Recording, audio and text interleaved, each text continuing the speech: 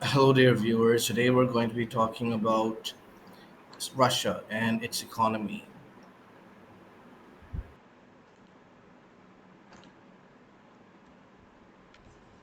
Okay, so today I'm going to be talking about Russia's economy post the beginning of the special military operation in Ukraine, which is also others call as a war.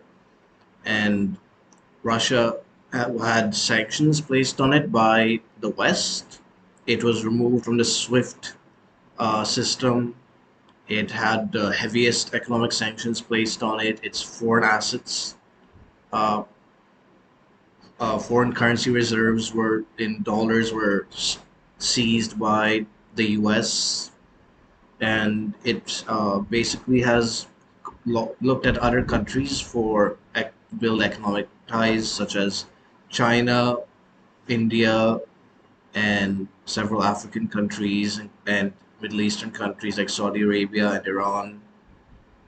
And I want to see what the impacts of the sanctions have been, and also want to talk about the latest round of sanctions that the G7 wants to impose on Russia and how Russia has responded to that. Let's begin.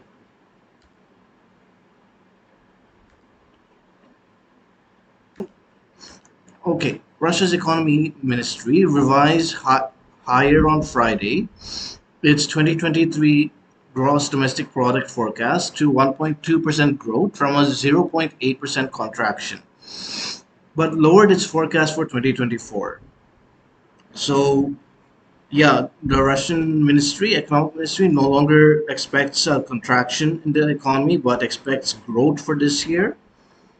And the International Monetary Fund this week also raised its forecast for Russia's 2023 economic growth. The economy ministry forecasts GDP growth of 2% in 2024, which is down from 2.6% when it last provided macroeconomic forecasts in the autumn. And but this is still higher from what it projects for this year. So the economy ministry expects Russia to continue to grow. Uh, in the early Right after the special military operation began, many experts expected Russia's economy to have a double-digit economic contraction, but Russia's economy only shrank by 2.1%. But it's still a long way off from regular uh, economic prosperity. Uh,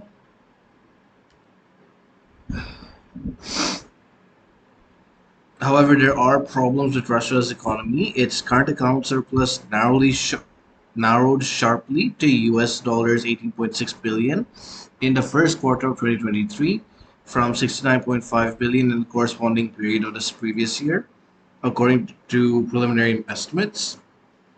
It was the lowest surplus since 2016, and uh, there has been a large extent of narrowing of the current account since hitting its record high of $77.2 billion in the second quarter of 2022. So it still has a current account surplus, but this surplus has reduced this year and is probably going to continue reducing. And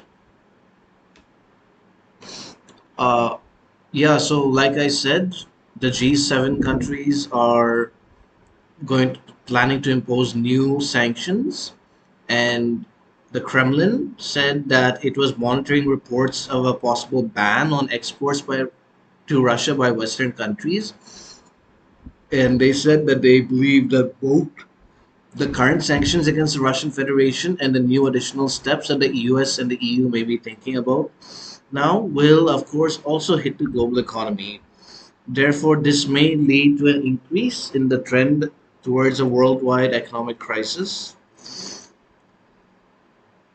So they're warning against further sanctions from the G7.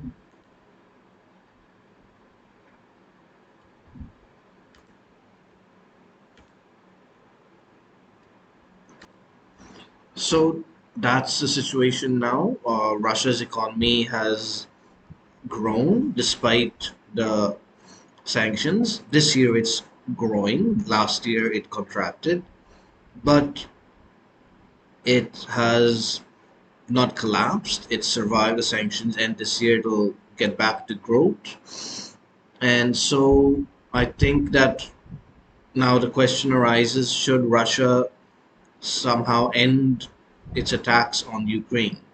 I don't think so. I think that it's winning the war. It's almost conquered all of Bakhmut and is heavily reduced the Ukrainian army.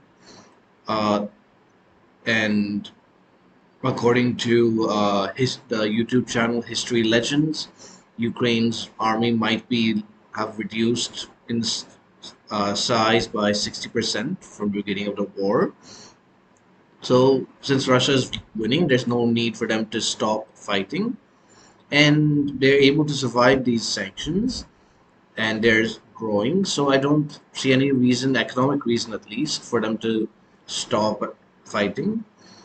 And I've spoken about my views on the Russia Ukraine war. You can see a link to a video of that on the screen.